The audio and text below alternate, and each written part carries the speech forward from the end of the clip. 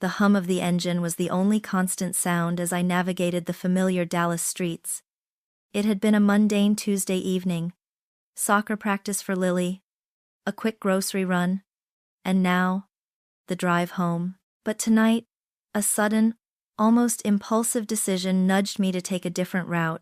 Instead of my usual loop around Willow Creek, I instinctively turned onto Elm Street, a shortcut I hadn't used in months. The streetlights cast long, distorted shadows, and a light drizzle began to tap against the windshield, mirroring the quiet tension I hadn't realized was building inside me. And that's when I saw it. Ryan's black SUV, parked a little too casually under the dim glow of Madison's porch light. My best friend Madison, a jolt, like a tiny electric shock, went through me. Asterisk. He's helping her with something. Asterisk. I tried to rationalize, a benign explanation already forming. But then, the porch light flickered on, silhouetting a figure. It was him, my husband. He didn't knock. He didn't hesitate. His hand went directly to his pocket, pulling out a key. His key, sliding into Madison's front door. My breath hitched. A strangled sound caught in my throat. My mind, usually a whirlwind of daily tasks, froze.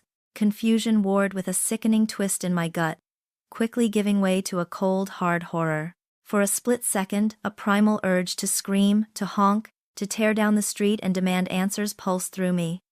But then, it vanished, replaced by an icy clarity. This wasn't a mistake. This wasn't a misunderstanding. This was betrayal.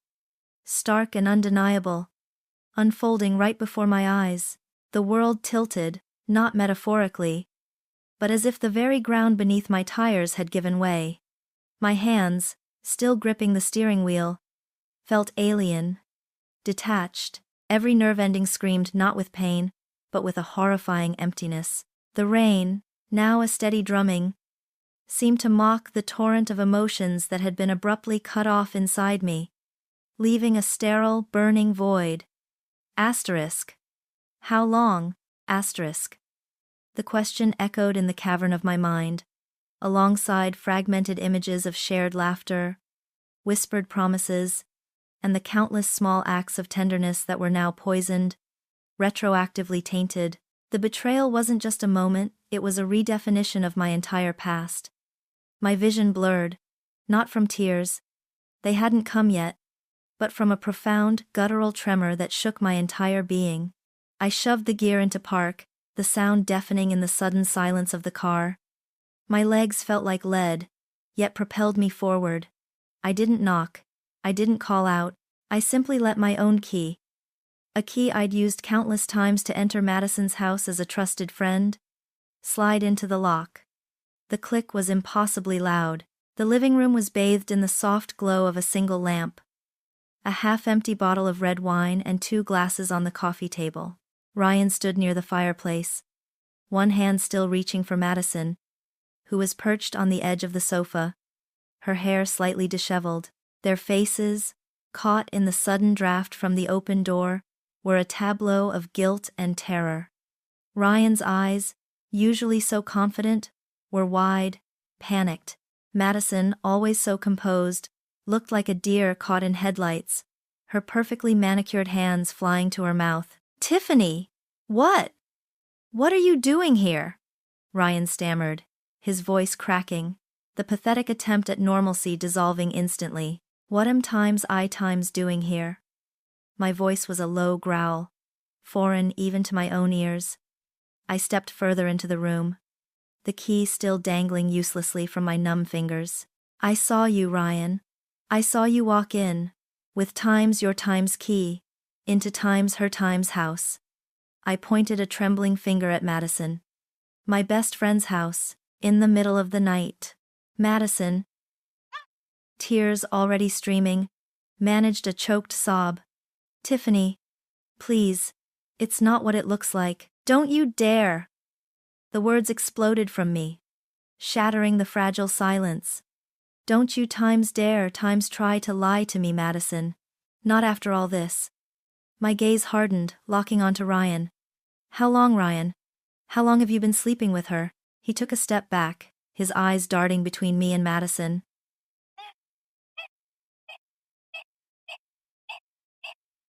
Tiffany, calm down, let's talk about this. You're upset, you're not thinking clearly. His familiar gaslighting tone, usually so effective, now felt like gasoline on a fire. A red haze descended. Thinking clearly? This was time's clarity, the sickening realization that everything had been a lie. That these two people I had trusted above all others had been mocking me behind my back. My hand flew forward, a primal instinct taking over. The sharp crack of my palm against Ryan's cheek echoed through the room. He stumbled, his hand flying to his face, a stunned expression replacing the panic. You bastard! My eyes landed on the wine bottle. Before either of them could react, I snatched one of the half-full wine glasses from the coffee table and hurled it against the stone fireplace. It shattered with a violent crash, splinters of glass scattering across the polished wood floor, a mirror to the fragments of my life. Madison shrieked, cowering further into the sofa, the raw, unadulterated fury pulsed through me, a destructive force, but just as quickly, it began to ebb, replaced by a hollow ache. What was the point? Screaming and breaking things wouldn't undo the betrayal. It wouldn't erase the image of Ryan slipping into Madison's home. I looked at their terrified, pathetic faces, and a chilling calm began to settle over me. This wasn't worthy of my rage. They weren't worthy of my tears. I turned and walked out, leaving the shattered glass and their ruined lives behind me. The drizzle had turned into a full-blown rainstorm, washing over my face as I got back into my car. The drive home was a blur of streetlights and numb silence. My house, usually a haven, now felt like a mausoleum. I crept into Lily's room, the soft glow of her nightlight illuminating her peaceful sleeping face. Her chest rose and fell rhythmically, a tiny perfect anchor in my suddenly fractured world. I knelt beside her bed, tracing the outline of her cheek with a feather-light touch, the only source of warmth in the icy grip that held my heart. Asterisk. She deserves more than this. Asterisk. This thought, sharp and clear, cut through the remaining haze of shock and anger. No tears came, not a single one, just a cold, hard resolve, settling deep in my bones. My husband and my best friend had broken me. Yes, but they hadn't broken times us asterisk. Not Lily and me. And they would pay, not with a slap or a broken glass, but with everything they had. The game had just begun. The cold resolve that had settled in my bones refused to thaw. As Lily slept peacefully in her room, oblivious to the seismic shift that had just fractured our world, I didn't cry. There was no room for tears, only for calculation. The night stretched before me, not as an abyss of despair, but as a blank canvas upon which I would meticulously sketch out my retribution. I moved to the kitchen, the silence of the house oppressive yet empowering. With my laptop open, a pad of paper, and a pen, I began to plan. Every step, every contingency, every potential weakness of Ryan and Madison was laid out. It was less an act of vengeance, and more a strategic military campaign. My first priority was financial fortification. Years ago, my grandmother had left me a substantial inheritance, a nest egg intended for Lily's future education, or a down payment on a larger family home. It was a trust fund, significant enough to provide a cushion, yet I had allowed much of it to remain tied up in joint accounts or invested through Ryan's firm. A gesture of trust I now bitterly regretted. I immediately accessed my online banking. The process felt both sterile and urgent as I initiated transfers, moving every single penny of my inheritance, along with a significant portion of our joint savings that I could legally access, into a new, separate account that Ryan couldn't touch.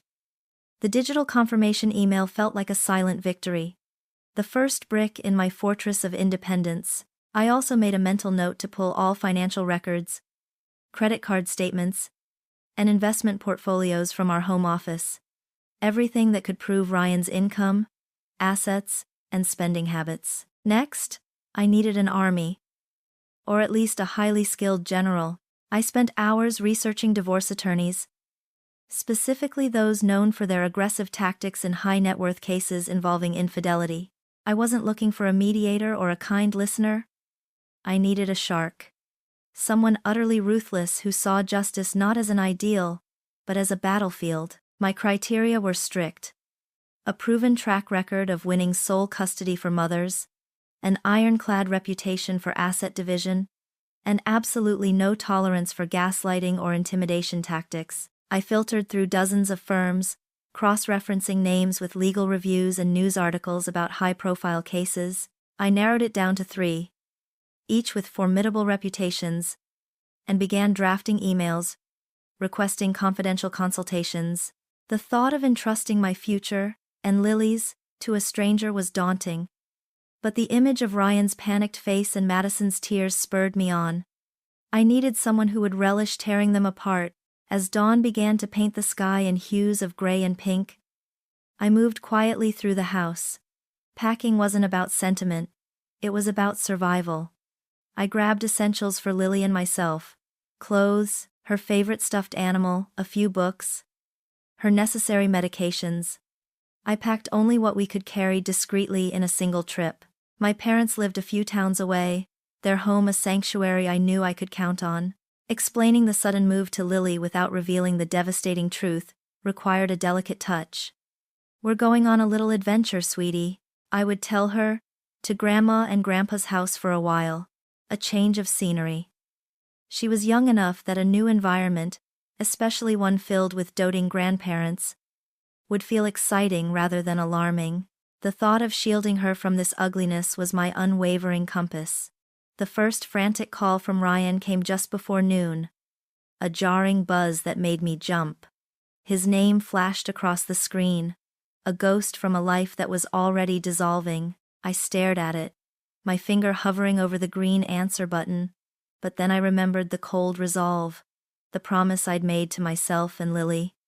I let it ring, and ring again. Then came the texts. A deluge of apologies, denials, gaslighting, and eventually, threats. "Tiffany, pick up. We need to talk. You're overreacting. Madison is devastated. Don't do anything you'll regret." Followed by, "If you tell anyone, I'll make sure you regret it." I read each message, not with emotion, but with the detached analysis of a detective gathering evidence. Each word, each desperate plea, each veiled threat, was a further indictment. I deleted them all, without a single reply. He didn't deserve my response, my anger, or even my attention. He deserved only silence. The precursor to his downfall. The first step in building that impenetrable fortress around Lily and me began with the call to Miss Evelyn Reed. By midday, I had secured an urgent appointment with the shark I had pinpointed from my sleepless night of research. Her office, high above the Dallas skyline, felt less like a legal firm and more like a minimalist war room, sleek and formidable. Her gaze was sharp, dissecting but not unkind as I laid out my case. I recounted every detail, from the chilling discovery to Ryan's pathetic denials and Madison's feigned tears, the screenshots of Ryan's calls and texts, the bank transfer confirmations of my inheritance, even the exact timestamp of his entry into Madison's house. I presented it all. Miss Reed listened, taking crisp notes, her expression a mask of professional calm. "You've been incredibly thorough, Tiffany," she finally said, her voice calm but authoritative. "Your immediate actions, especially securing your inheritance, were crucial. This isn't just a divorce, it's a criminal conspiracy to defraud you of assets and emotionally abuse you. My primary advice now is to collect times everything *, financial records, any hidden camera footage, voice recordings, times anything. Times that proves intent, duration, and their collaborative deception. We want to overwhelm them with irrefutable proof, leaving no room for doubt or their inevitable attempts at gaslighting." She leaned forward, her eyes glinting. "Every dollar he spent on Madison, every lavish gift, every business expense he might try to hide, we'll find it. We'll paint a picture that no judge can ignore, ensuring full custody, substantial child support, and a complete financial severing from his influence." Returning to the house felt different now. No longer a mausoleum of broken dreams, but a strategic outpost. With Miss Reed's directive ringing in my ears, I became a phantom in my own home. I remembered an old security camera Ryan had installed years ago for peace of mind but rarely checked. It covered the front door and driveway. Sifting through months of footage was grueling. A digital autopsy of my past. There were innocent moments, but then, there it was. Ryan's car, parked outside Madison's house multiple times, often late at night, sometimes early in the morning. More sickeningly, several clips showed them laughing, sharing intimate glances, even a quick, furtive kiss goodbye on my own driveway when I was supposedly out running errands. Each click, each frame, felt like a stab, but also a vital piece of armor. The most emotionally difficult piece of evidence to gather was undoubtedly a series of text messages I found on an old tablet Ryan rarely used. They were exchanges between him and Madison, explicit in their details, mocking my naivete, and planning their rendezvous. Reading their casual cruelty, their shared contempt for me, ripped at a part of me I thought was already numb. It solidified the evil, turning them from flawed humans into truly malicious actors. I also found hidden financial statements, detailing lavish spending on Madison, expensive jewelry, designer clothes, even a weekend getaway charged to a business trip account. Every discovery fueled my resolve.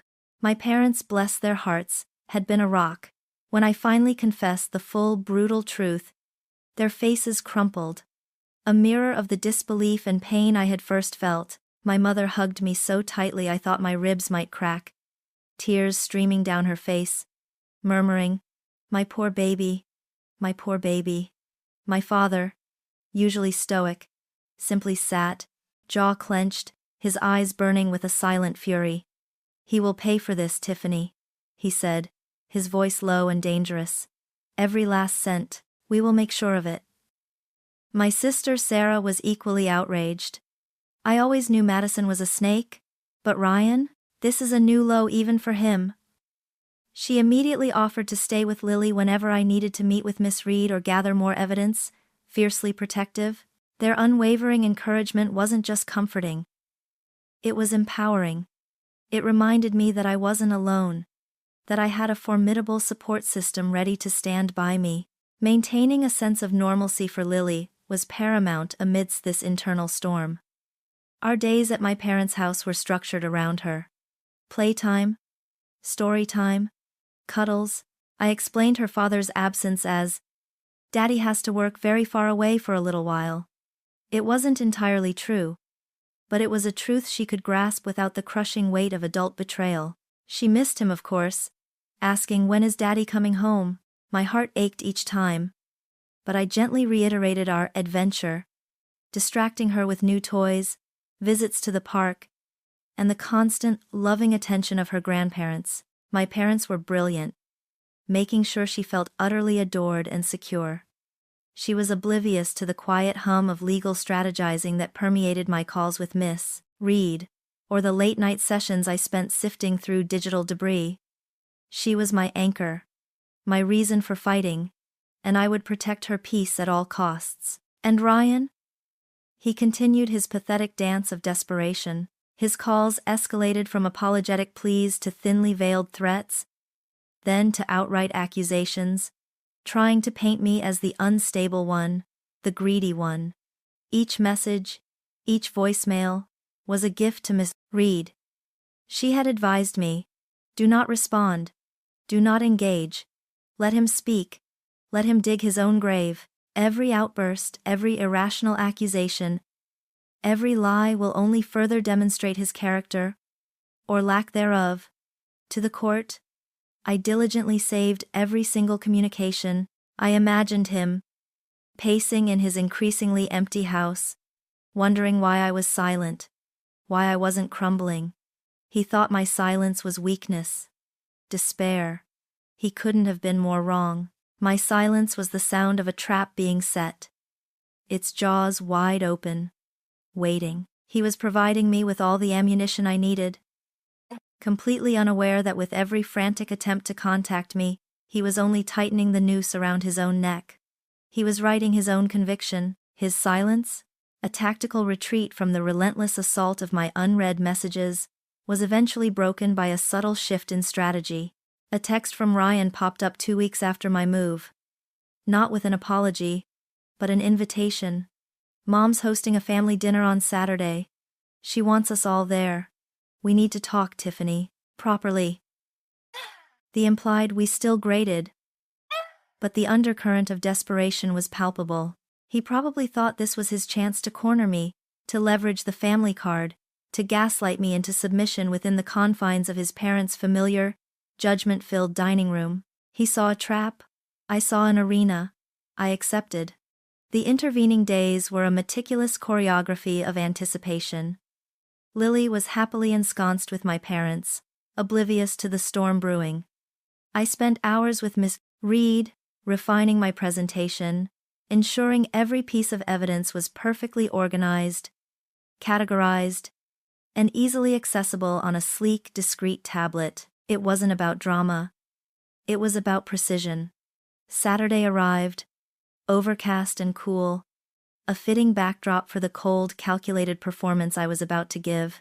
I chose a simple, elegant black sheath dress.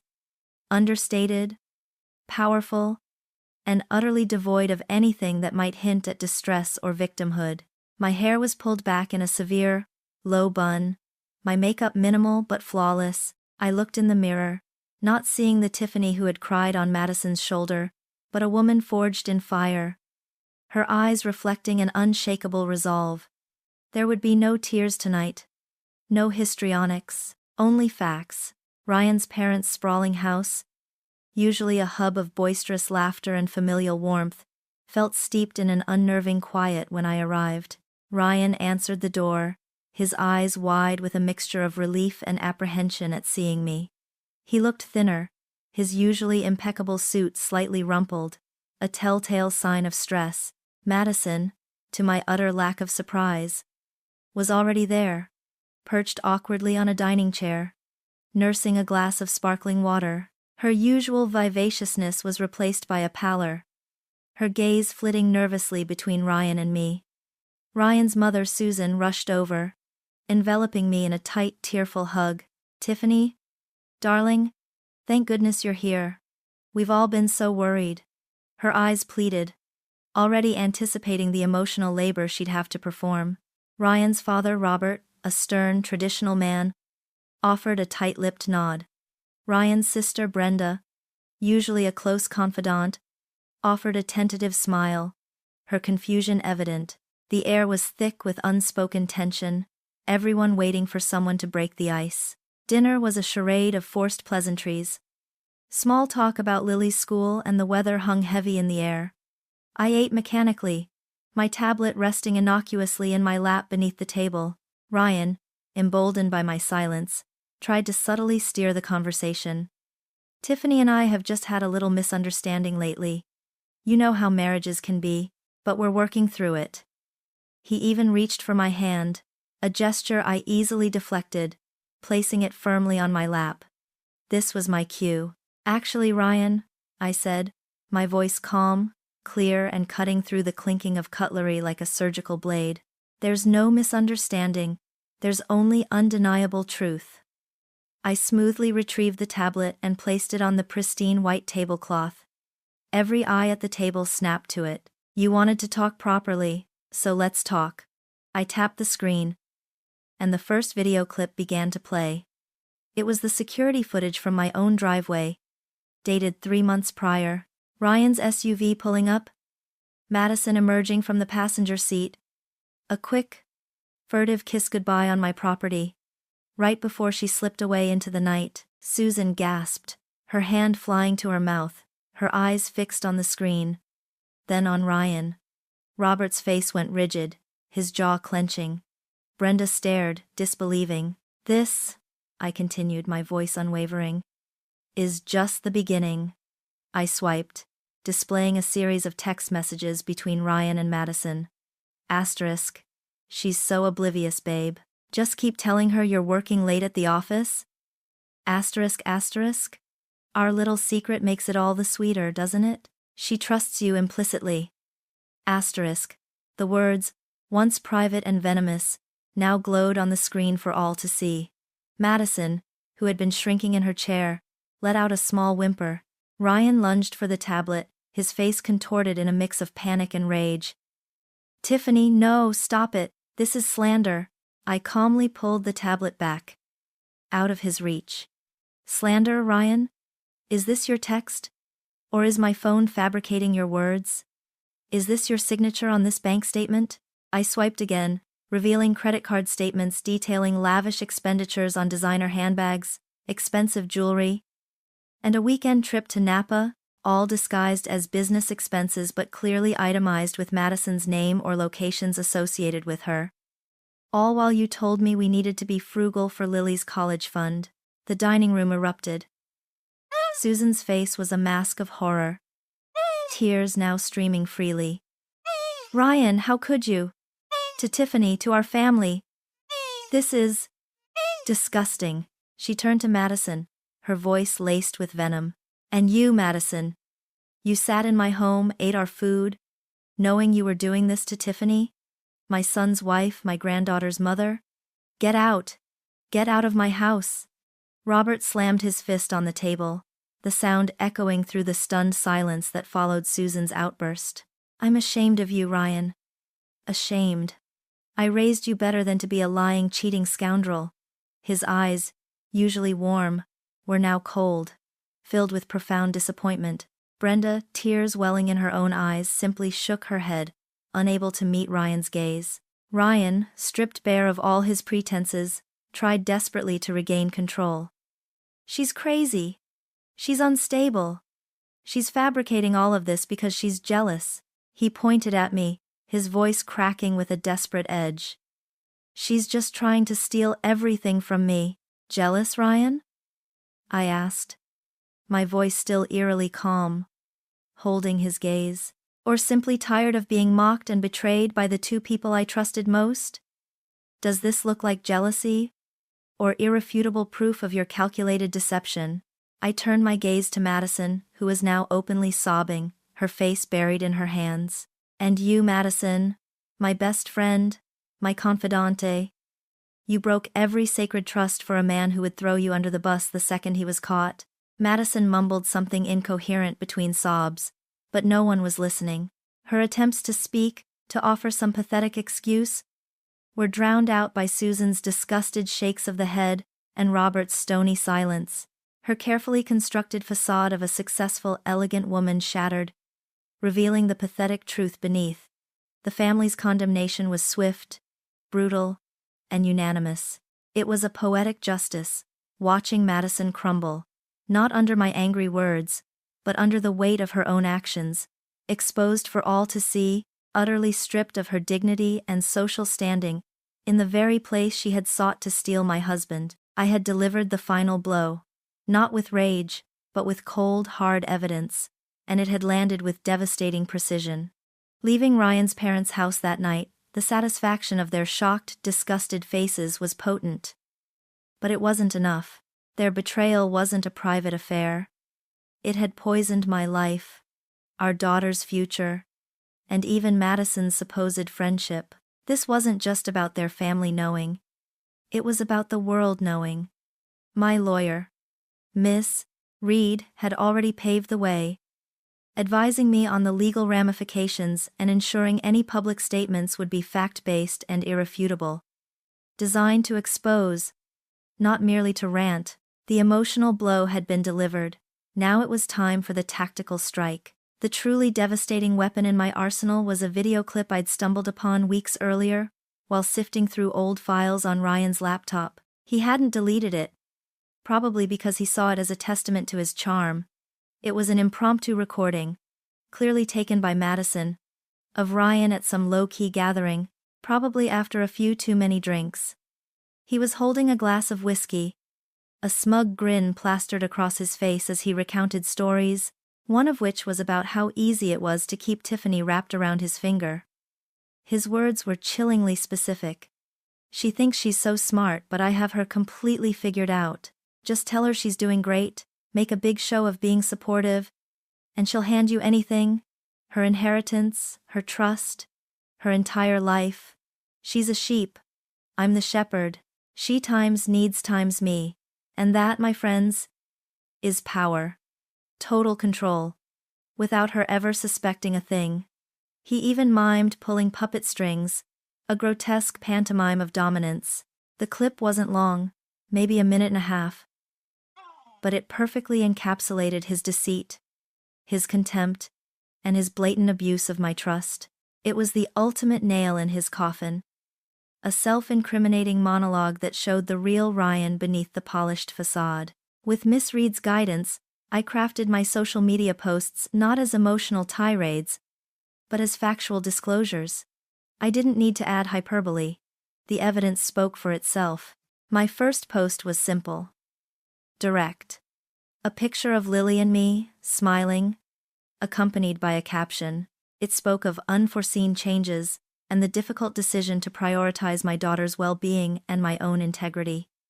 I hinted at betrayal without explicitly naming names, setting the stage.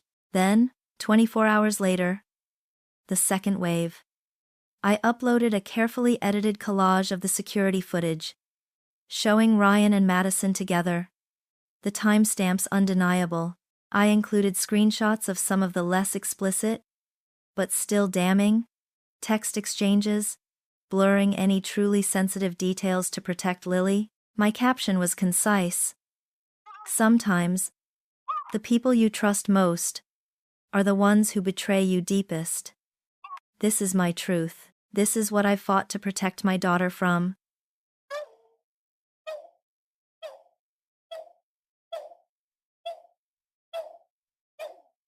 I ensured the tone was one of strength and resilience, not victimhood. Finally, the video of Ryan's bragging monologue was released. Not as a standalone, but embedded within a post discussing the psychological manipulation I had endured. The reaction was immediate and overwhelming. My phone exploded with notifications.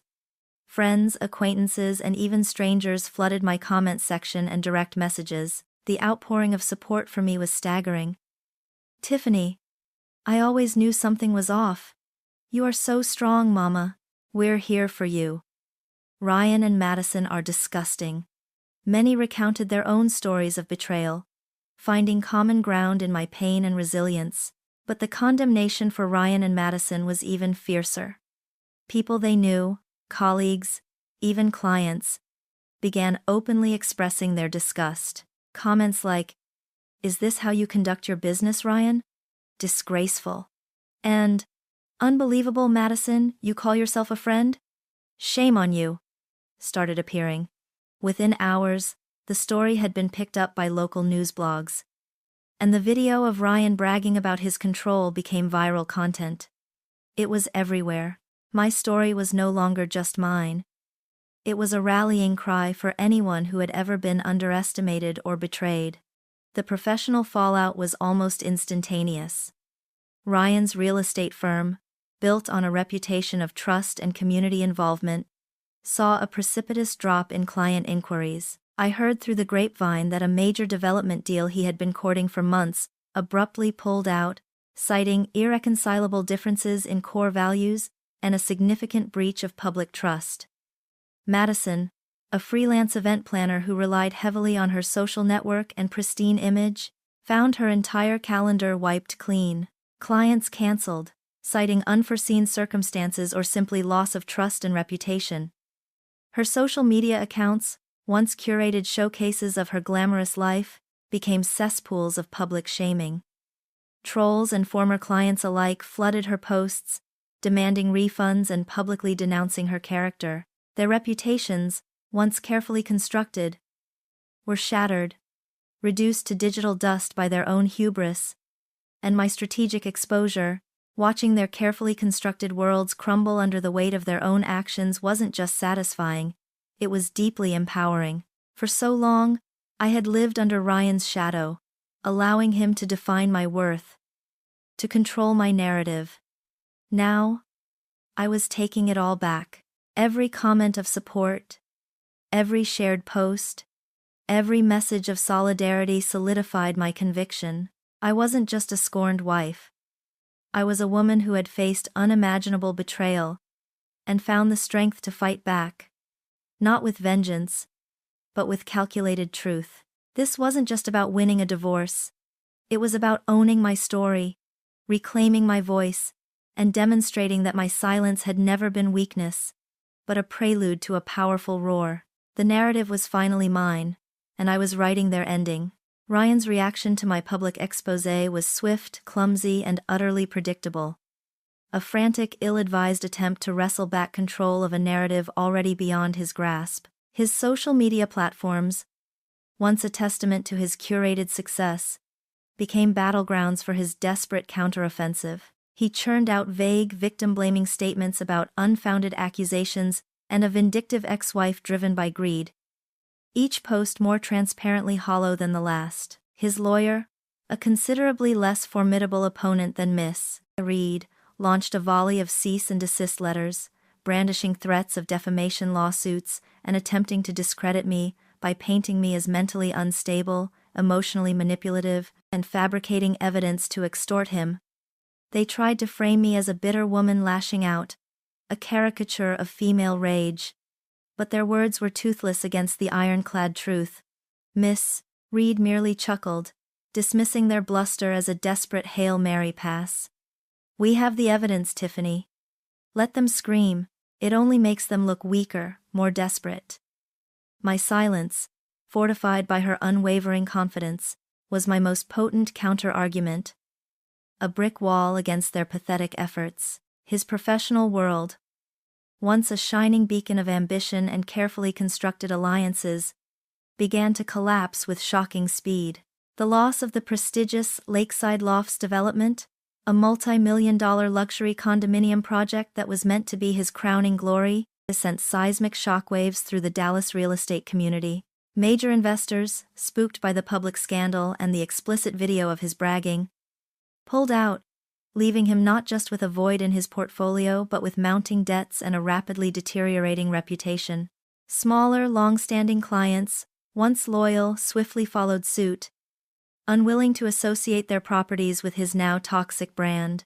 I heard whispers of his credit lines, once seemingly limitless, being drastically cut, his personal and business accounts dwindling to dangerous lows. The once bustling office, a symbol of his rapid ascent, now housed a skeletal crew, echoing with the silence of lost deals, the lavish lifestyle he'd so carelessly flaunted.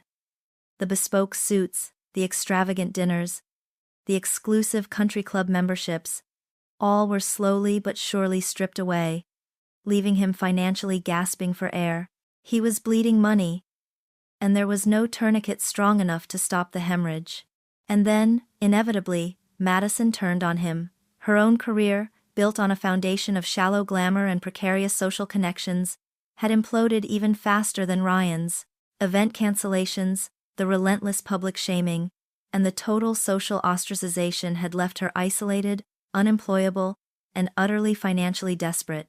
She saw Ryan, not as a passionate partner, but as the architect of her complete and utter ruin. Their once intimate text exchanges, now intercepted by Miss Reed's team, were filled with a vitriol that chilled me, painting a stark picture of their unraveling. "You promised me everything, Ryan. You said we'd be together, that you'd take care of me," one message from her shrieked. "Now I have nothing. My clients are gone, my friends won't talk to me, and it's all your fault." He, in turn, lashed out, blaming her for not being discreet enough or getting caught, as if her discretion was the only crime. Their shared betrayal had forged a brittle, self-serving bond of complicity, which shattered the moment personal consequences became too heavy to bear. Madison packed her bags, abandoning him to face the wreckage alone. The irony was palpable. A bitter taste of justice. The two people who had conspired to destroy my life now gleefully tore each other apart. A fitting, almost poetic end to their sordid affair. Through it all, my resolve remained as cold and unyielding as polished steel. Ryan's increasingly desperate calls and texts, his pleas for me to stop this madness, his frantic apologies, his pathetic threats to fight dirty, they all hit a wall of impenetrable silence. I had no emotional bandwidth left for him. No flicker of pity. No surge of anger. Only a detached observation of predictable cause and horrifying effect. He had sowed the wind. Now he was reaping the whirlwind. A storm of his own making. Lily's bright, innocent face, her cheerful laughter, was my impenetrable shield against any lingering guilt or wavering emotion. My focus was squarely and entirely on her future. A future meticulously crafted to be untainted by his toxic presence. The true weight of his actions seemed to finally settle on him, not with a sudden dramatic crash, but with a slow, grinding inevitability that chipped away at his very being. It wasn't my words, nor Miss Reed's legal threats, that delivered this crushing blow. It was the stark, undeniable reality of his crumbling empire. The eviction notice on his office door, the repo man taking his luxury car, the constant public humiliation of scornful whispers and damning headlines. He watched Madison walk away. His own family's profound disappointment etched permanently on their faces. His fair-weather friends vanishing into the ether. He had meticulously burned every bridge, destroyed every lifeline, all for a fleeting, dishonest affair. The mask of arrogant confidence he'd worn for so long finally cracked, revealing the raw, terrified, utterly broken man beneath. For the very first time, he truly understood that the consequences of his choices were not some abstract concept. They were his new, agonizing reality. He hadn't just lost a wife and a family. He had irrevocably lost his entire identity, the very foundation of his inflated ego. And there was absolutely nothing left to salvage. The sterile air of the courthouse hung heavy, thick with the scent of old paper and nervous energy. For months, this day had been a distant, abstract goal, a final battle to be won. Now, as I walked down the polished corridor, Miss Reed, a formidable presence at my side, it felt utterly real. Her quiet confidence, a serene yet razor-sharp calm, was a palpable reassurance against the churning in my stomach. The courtroom itself was a solemn space, hushed and formal, a far cry from the emotional chaos that had defined my life recently. Ryan was already there, at the defense table, looking pale and drawn, his eyes constantly darting to the door, as if expecting Madison to materialize and save him. She didn't. His lawyer, Mr. Davies, a man whose bluster I'd come to recognize from his letters, gave me a sneering glance that I met with a cool, unwavering stare. This wasn't a game. This was my daughter's future. Ryan's defense, led by Mr. Davies, was as pathetic as it was predictable. He attempted to paint me as an unstable, vengeful woman, driven by avarice. Miss Miller, Mr. Davies began, his voice dripping with condescension during cross-examination. Isn't it true you became increasingly erratic and emotional in the months leading up to this divorce? Are you not, in fact, an angry woman seeking to punish Mr. Miller, rather than genuinely protect your child's best interests? My gaze didn't waver. My actions, Mr. Davies, were a direct response to discovering a calculated, long-term betrayal. Any emotion was a natural human reaction to being lied to and stolen from. My focus has always been Lily's well-being. He then moved to finances, attempting to frame my inheritance transfer as an act of greed. You moved a substantial inheritance, along with joint savings, into a private account immediately after your discovery. Did you not? Was this not an attempt to seize assets, Miss Miller? To financially ruin your husband? I met his gaze squarely. It was an act of self-preservation, Mr. Davies, an inheritance intended for my daughter's future, which I had unwisely allowed to be commingled with assets managed by a man who was simultaneously defrauding me.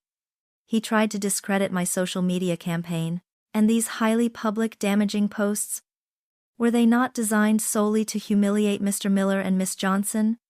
To incite public outcry against them? I shook my head slightly. They were designed to expose a truth that had been hidden, Mr. Davies. To reclaim my narrative and demonstrate the consequences of actions that extended far beyond a private affair. impacting my reputation, my livelihood, and my peace of mind. Each question, each thinly veiled accusation, was a carefully aimed arrow. But Miss Reed had prepared me for every single one. My answers were calm, factual, and delivered with an underlying steel that brooked no argument. When it was my turn to testify, I spoke with a quiet intensity that filled the courtroom.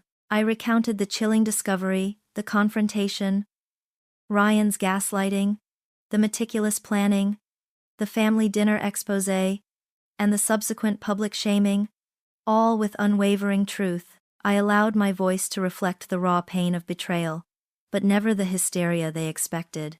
I spoke of Lily, of her innocent queries about her father's absence, of my commitment to providing her a stable, loving home, free from the toxic influence of deceit. My words painted a picture of a mother fighting not just for herself, but for her child's security and future. The judge, a stoic woman with a reputation for sharp discernment, watched me intently, her expression unreadable but attentive. Then came the moment of irrefutable evidence. Miss Reed, with precise, almost surgical efficiency, began to lay out our case. The financial documents, pages upon pages detailing Ryan's secret spending on Madison, juxtaposed against his insistence on frugality for our family, the time-stamped security footage, showing him slipping into Madison's house repeatedly, confirming the premeditated nature of their affair, the explicit text messages between them, printed and highlighted, revealing their mockery of my naivete and their callous planning. Each piece was a hammer blow, systematically dismantling Ryan's flimsy defense. But it was the video clip that delivered the ultimate, crushing impact. Miss Reed played it silently, the judge watching Ryan's smug, drunken face on the large monitor, listening to his voice as he bragged about keeping Tiffany wrapped around his finger, miming puppet strings, claiming total control, without her ever suspecting a thing. A collective gasp rippled through the gallery. Ryan visibly flinched, his face draining of all color, his lawyer frantically protesting. It was a moment of raw, self-inflicted destruction. The judge stared at Ryan for a long moment, her eyes narrowed, her face a mask of distaste. The silence that followed was deafening, the truth undeniable. The proceedings concluded swiftly after that. There was no need for further deliberation. The weight of evidence was simply too great. The judge, clearing her throat, delivered her ruling in a voice that left no room for appeal. No trace of mercy for Ryan. Based on the overwhelming and irrefutable evidence presented to this court, including documented financial fraud, repeated acts of infidelity, and the demonstrated pattern of psychological manipulation by Mr. Ryan Miller, the court finds in favor of Miss Tiffany Miller. Effective immediately, ***, sole legal and physical custody of minor child Lily Miller is hereby granted to Miss Tiffany Miller. ***. Furthermore, the marital home located at 1450 Willow Creek Lane, Dallas, Texas, shall be transferred solely to Miss Tiffany Miller, free and clear of all encumbrances related to Mr. Miller. Mr. Ryan Miller is ordered to pay child support in the amount of $8,500 per month, along with full coverage of medical, educational, and extracurricular expenses for Lily Miller, until she reaches the age of majority or graduates from higher education. Any attempts by Mr. Miller to contact Miss Miller or Lily Miller outside of the established visitation schedule, supervised by a court-appointed third party, will be considered a direct violation of this order and subject to immediate legal action. This decision is final.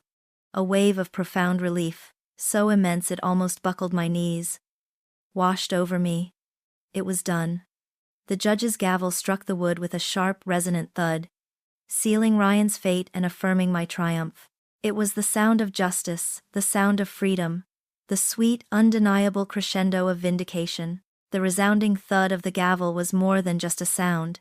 It was a physical sensation, vibrating through the very floorboards and settling deep within my chest. A colossal weight, one I hadn't realized I'd been carrying for months, lifted so abruptly that for a moment, I felt lightheaded, almost giddy. Miss Reed, her usual formidable demeanor softened by a rare, triumphant smile, placed a firm, reassuring hand on my arm. Her eyes, usually so focused on strategy, now held a quiet warmth, a shared sense of victory. We walked out of the courtroom, the sterile air no longer oppressive but crisp, breathable. The world outside felt vibrant, newly scrubbed, as if the rain from that fateful night had finally cleared. My parents and sister were waiting in the hallway, their faces a mixture of anxious anticipation and unwavering hope. The moment they saw my face, saw the quiet triumph in my eyes, their relief was palpable. My mother enveloped me in a fierce hug, tears silently streaming down her face, murmuring, "My brave girl." My father, his stoicism momentarily abandoned, gripped my hand, his eyes conveying a depth of pride and relief that needed no words. Sarah, ever practical, simply squeezed my arm and whispered, "He got what he deserved." There was no elaborate celebration, no popping of champagne corks. Instead, we went to our favorite quiet Italian restaurant. The food tasted sweeter, the laughter more genuine, the peace more profound than anything I had experienced in years. We raised our glasses of sparkling cider to Lily, to strength, and to new beginnings. It was a moment of pure, unadulterated happiness, earned through fire and steel. As we left the courthouse, I caught a final glimpse of Ryan. He was huddled with his lawyer, a broken, defeated figure, his shoulders slumped, his face pale and drawn. The arrogant spark in his eyes was utterly extinguished, replaced by a hollow despair. He looked like a man who had not only lost a battle but had realized the entire war, his entire life, was a ruin. There was no surge of pity, no lingering anger, just a detached observation, like watching a puppet whose strings had been cut, finally collapsing into a heap. His world had indeed crashed down around him, a consequence of his own making. Returning to my house, our house, the one I had fought so hard to keep, was a profound experience. It no longer felt like a mausoleum haunted by betrayal, but a blank canvas, imbued with the promise of a fresh start. The first thing I did was purge every single item that reminded me of Ryan. His clothes, his books, his golf clubs, even the artwork he'd chosen, was systematically packed into boxes and sent to a local charity. I didn't want a single trace of his presence. Then came the reclaiming. I painted the living room a calming shade of pale blue, replacing the dark masculine tones he had preferred. I bought new, lighter furniture, replacing the heavy pieces he had insisted on. Lily's room got a fresh coat of cheerful pink, new curtains, and a whimsical mural of flowers and butterflies that we designed together. My own bedroom, once a shared space, was transformed into a serene sanctuary with soft linens, aromatic candles, and a bookshelf filled with books I wanted to read. Each brushstroke, each new piece of furniture, felt like an act of deliberate reclamation, infusing the space with my energy, our time's future. It was no longer a house we built together. It was my time's home, our haven. Explaining the finality of the changes to Lily required a gentle touch, a delicate dance around the ugliness. One quiet afternoon, curled up on the new sofa in our newly painted living room, I told her, "Sweetie, Daddy isn't going to live with us anymore. He has his own new home now, and this house is ours. It's our special house, just for you and me, and Grandma and Grandpa can visit whenever they want." Her brow furrowed slightly. "Will I still see Daddy?" she asked, her voice small. "Yes, darling," I reassured her. "Of course you will. We'll make sure you see him. Just not here in our home. This is where we live.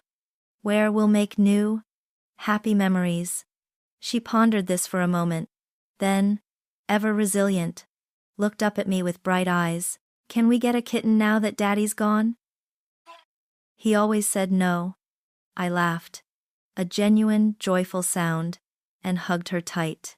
"Maybe, sweetie, maybe we can." Her adjustment was surprisingly smooth. Children, in their wondrous innocence, adapt with a grace adults often forget. With the constant love of her grandparents, my unwavering presence, and the secure, peaceful environment I created, Lily thrived. She still missed her father, but she accepted his absence with an understanding beyond her years, finding comfort in the stability and love that now enveloped her. She was my compass, my North Star, and her well-being remained my highest priority, the brightest promise of our new beginning. With the legal battle behind me, a profound peace settled into our new routine. Lily's bright eyes and innocent questions about the kitten we might get became my sole focus, pushing aside the lingering echoes of the past. Our health, our happiness, our simple, everyday joys were now my non-negotiable priorities. The house, once a battleground, had transformed into a true sanctuary, its newly painted walls and fresh decor reflecting the calm I was cultivating within. But this peace wasn't passive. It was the fertile ground from which a new future needed to grow, not just for Lily, but for me. I'd spent years supporting Ryan's ventures, honing an innate sense of aesthetics, organization, and project management, skills I now realized were entirely my own, sharpened by the meticulous planning of my revenge. The idea sparked during one of my many redesign sessions in our reclaimed home. Why not help others transform their spaces into havens? Thus, Sanctuary Spaces was born. A boutique interior design and home staging firm. It was a business built not on grandiosity, but on empathy and a keen eye for detail, helping clients declutter, rethink, and fall in love with their homes again. Starting a business from scratch was exhilarating but daunting. There were countless late nights hunched over design boards after Lily was asleep, frantic calls to suppliers, and the initial terror of pitching my vision to potential clients. My first few clients were referrals from my sister and friends, small projects that gradually built my portfolio and confidence. I learned the hard lessons of budgeting, marketing, and client management, often feeling like I was building the plane while flying it.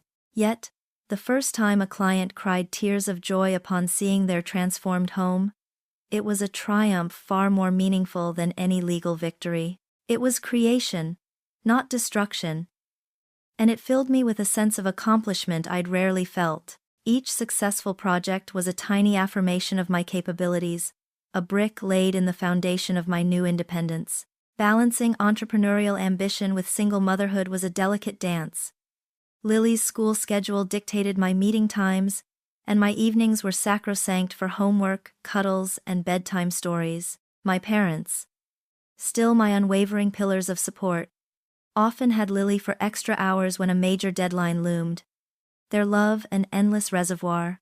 I learned to be fiercely protective of my time, ruthless with my schedule, and forgiving of myself on days when perfection was impossible. It wasn't always easy, but seeing Lily's growing pride in Mommy's company fueled every late night and early morning.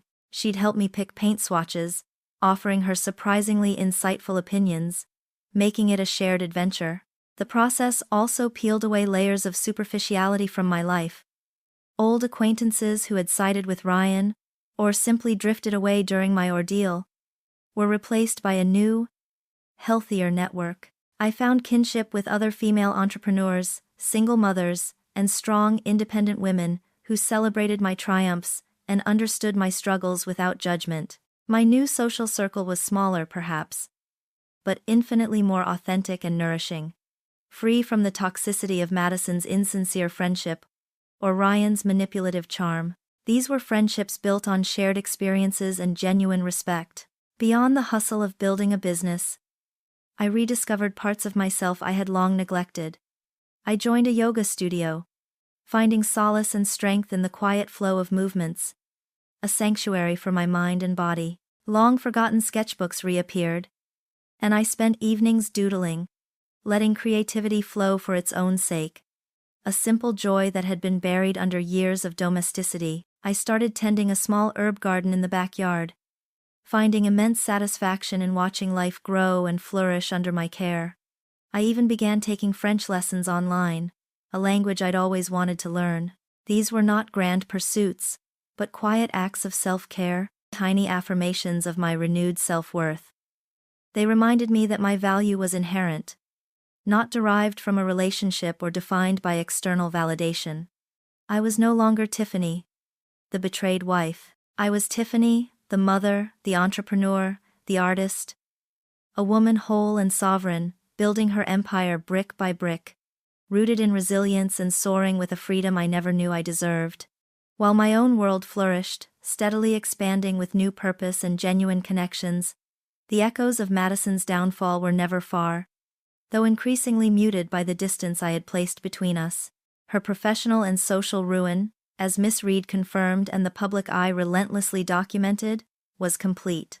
As a freelance event planner, Madison's entire livelihood was built on reputation and trust, both of which my social media campaign had irrevocably shattered.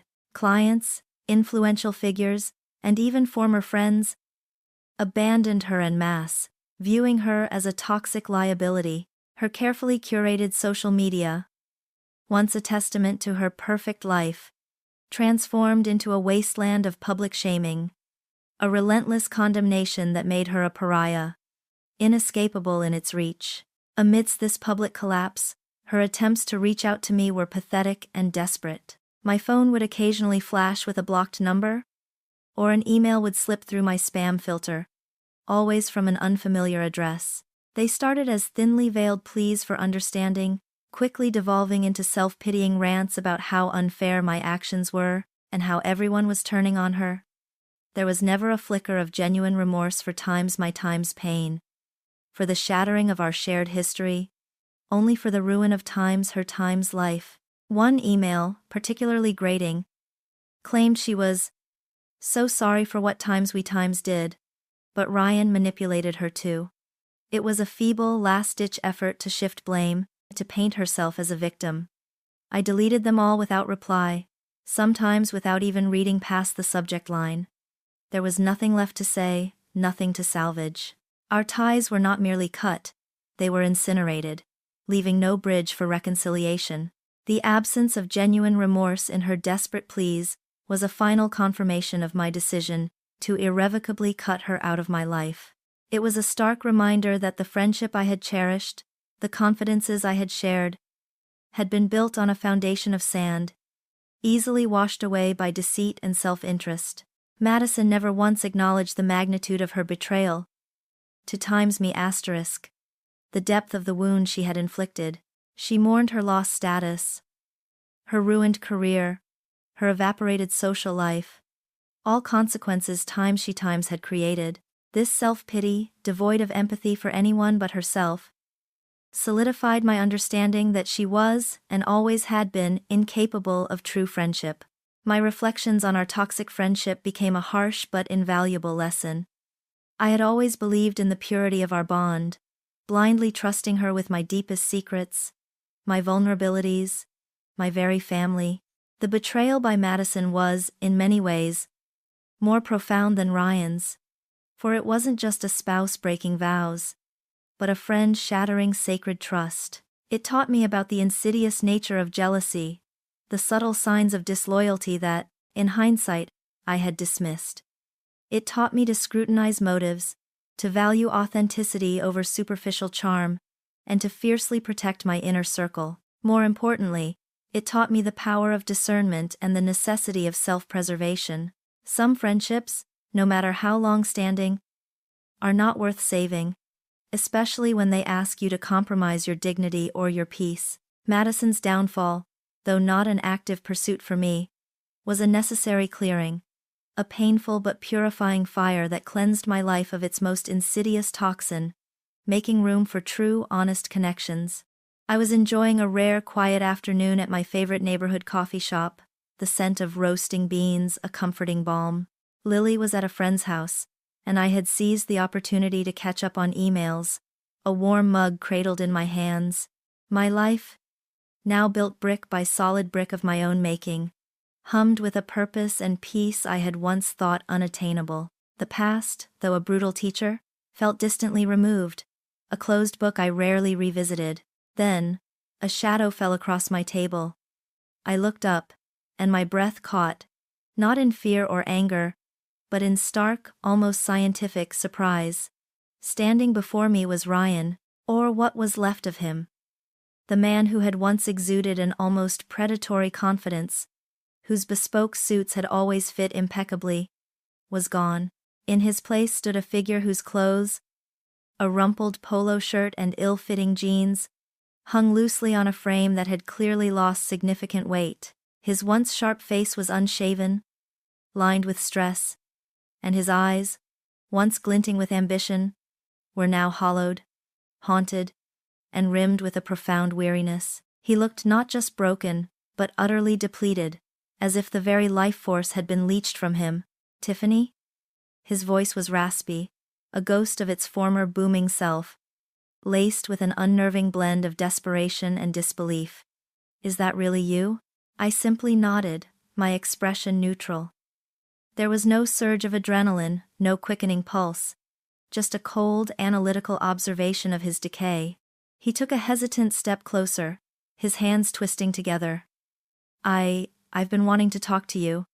I've seen your business, how well you're doing. It's amazing." I wanted to say, "I'm so sorry for everything." The words tumbled out, but they lacked the conviction of genuine remorse, sounding more like a desperate plea for absolution. "My life it's ruined, Tiffany. Everything's gone. Madison left. My family barely speaks to me. I have nothing." His gaze was fixed on me, begging for some flicker of pity, some acknowledgement of his suffering. I met his gaze, my voice steady, devoid of any emotion. "Your life, Ryan, is a direct consequence of your choices, not mine." He flinched, as if struck. "But I made mistakes, yes, I know. But people make mistakes. Can't there be forgiveness? Can't we? For Lily's sake, forgiveness requires genuine remorse, Ryan." I cut him off, my voice calm but firm, holding his hollowed eyes, and a willingness to accept responsibility. "You chose deceit over honesty. You chose betrayal over fidelity. You chose to build your empire on lies, and it collapsed under its own weight. These are not mistakes to be swept away with a superficial apology. These were calculated decisions, made with full awareness of the harm they would inflict." I leaned back slightly in my chair, sipping my coffee. "You are experiencing the outcome of your own actions. That is not my burden to carry, nor my problem to solve." His shoulders slumped further. "But what about Lily? Don't you want her to have a father who isn't like this?"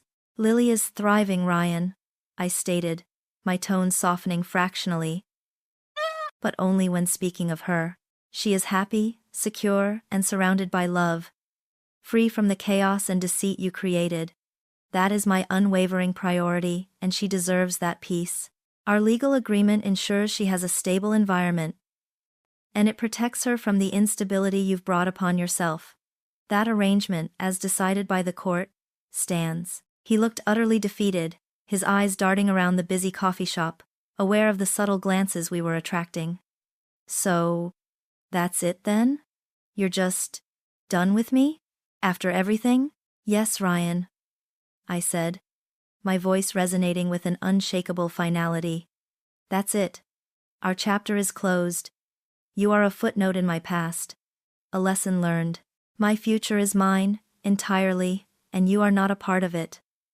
I wish you whatever peace you can find in the life you've created." I gathered my laptop, my mug, and rose from the table. There was no anger, no satisfaction, just an immense sense of absolute, unburdened freedom.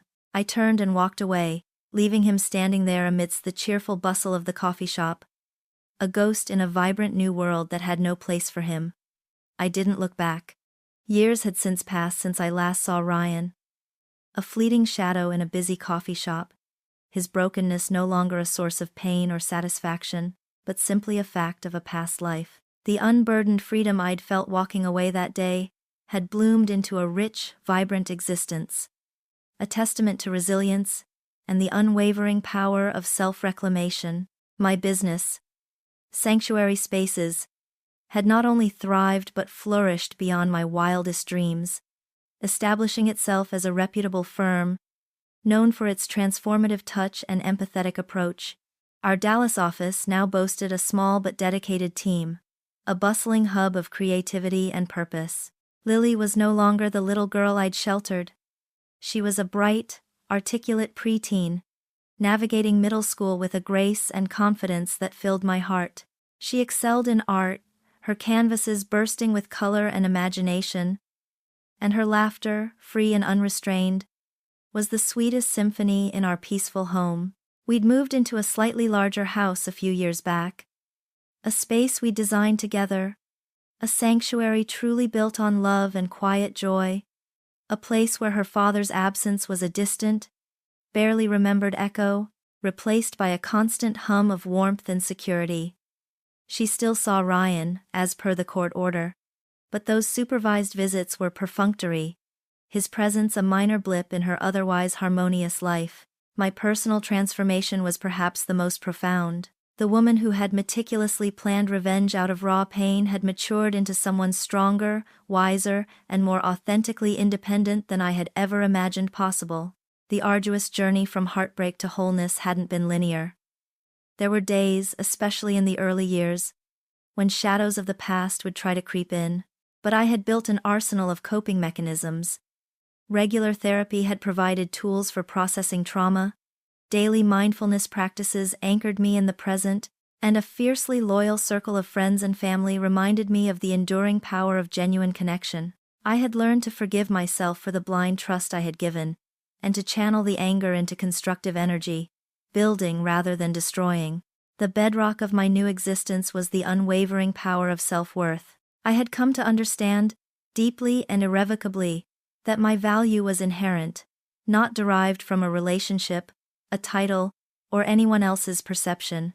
Never again would I let anyone define me, diminish my spirit, or dim my light. That lesson, forged in the crucible of betrayal, was my most precious inheritance. It was a shield, a compass, and a constant reminder that I was the architect of my own happiness, the sovereign of my own life. Looking forward, the horizon stretched wide and inviting. I approached the future not with reckless abandon, but with a quiet optimism, ready to embrace new possibilities with an open heart. There was no desperate search for a partner, but a calm openness to genuine connection should it arrive. My aspirations were focused on expanding sanctuary spaces, to help even more people, perhaps even mentoring young female entrepreneurs. I envisioned more travel with Lily, more quiet evenings in our garden, more laughter with friends. Life wasn't about the grand gestures anymore. It was about the profound beauty of ordinary days, lived with intention, integrity, and an unshakable sense of peace. The storm had passed, leaving behind fertile ground, and in its place, a resilient garden had bloomed.